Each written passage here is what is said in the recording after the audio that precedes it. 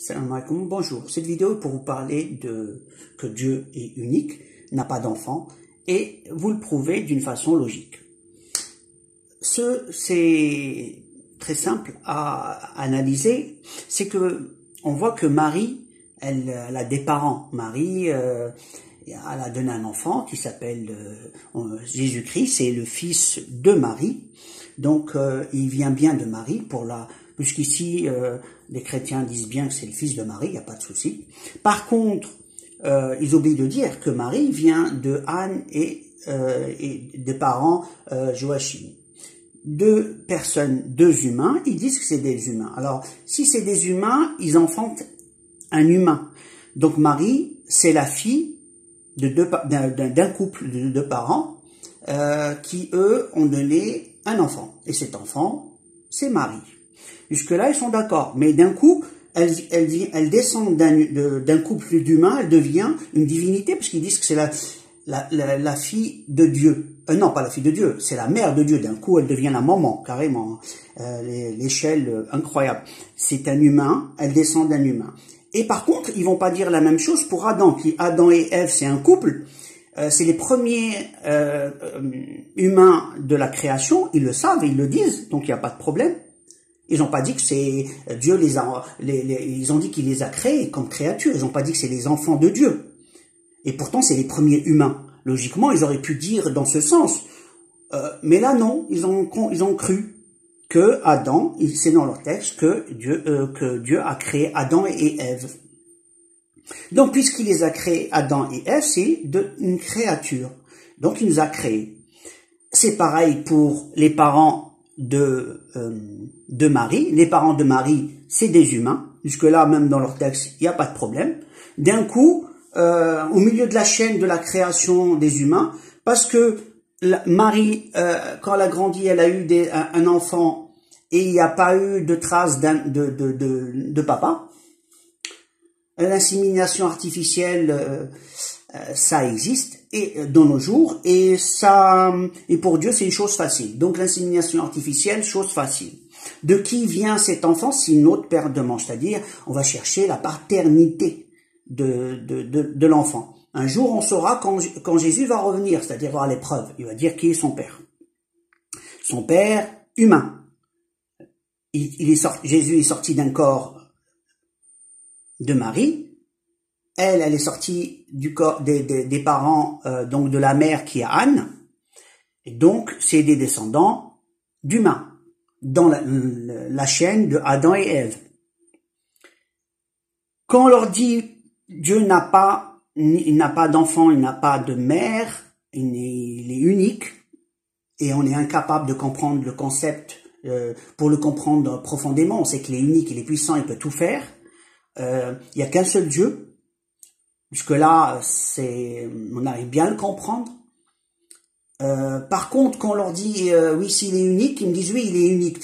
S'il est unique, il peut pas avoir un autre Dieu.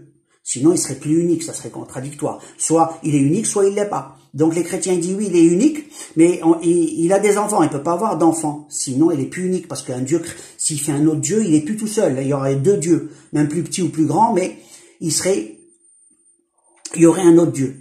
Or, Dieu, s'il est unique, comme vous dites, il est unique, donc ça veut dire que Jésus, c'est un humain. Voilà. Messager, mais un humain. Donc on parle que Dieu est unique, c'est l'objectif de cette vidéo.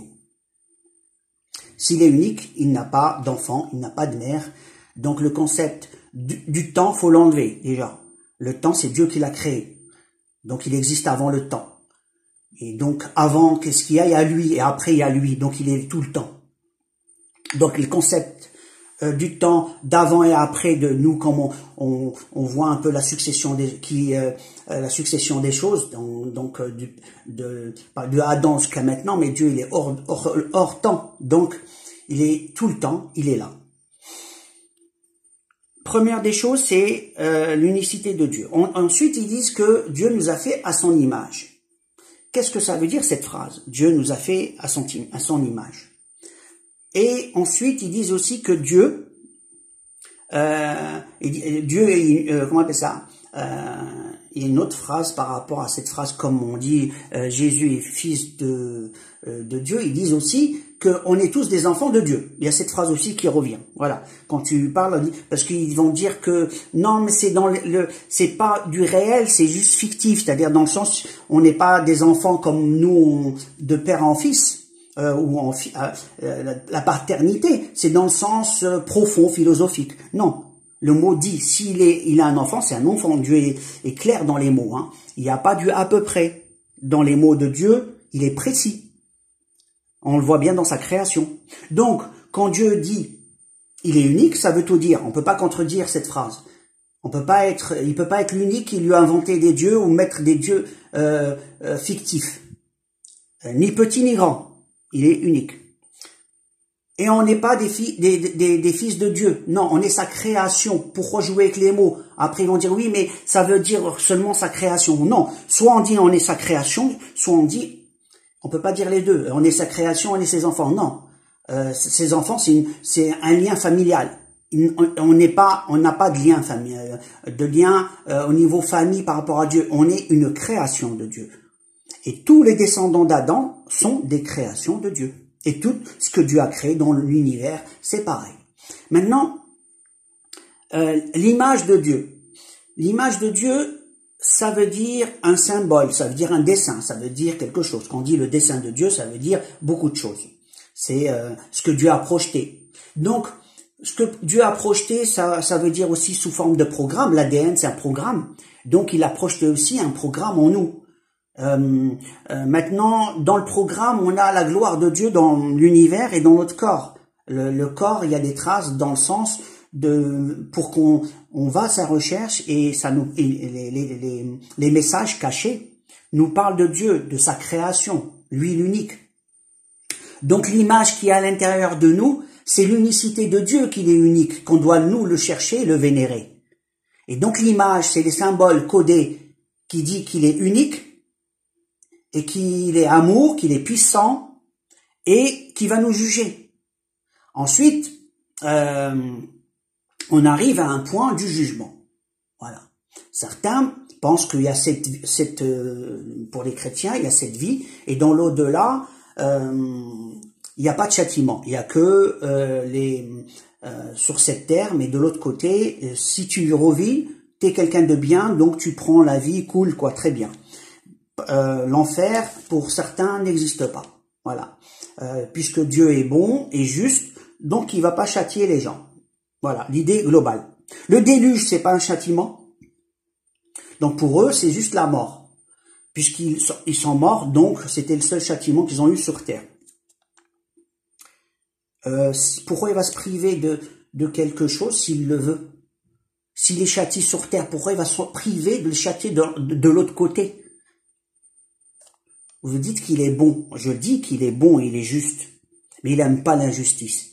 Il n'aime pas qu'on lui désobéisse. Alors, qu'il châtie là ou de l'autre côté, où elle est la différence? Et qui va l'en empêcher? Personne ne pourra. Alors maintenant, on parle de la crainte de Dieu.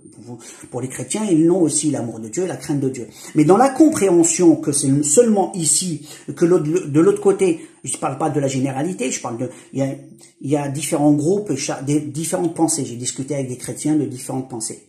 La question c'est pourquoi il va châtier sur terre, il va se priver de l'autre côté? C'est erroné. Si vous dites parce qu'il est bon, puisqu'il est bon, pourquoi il pourrait châtier sur terre? Donc c'est pas logique.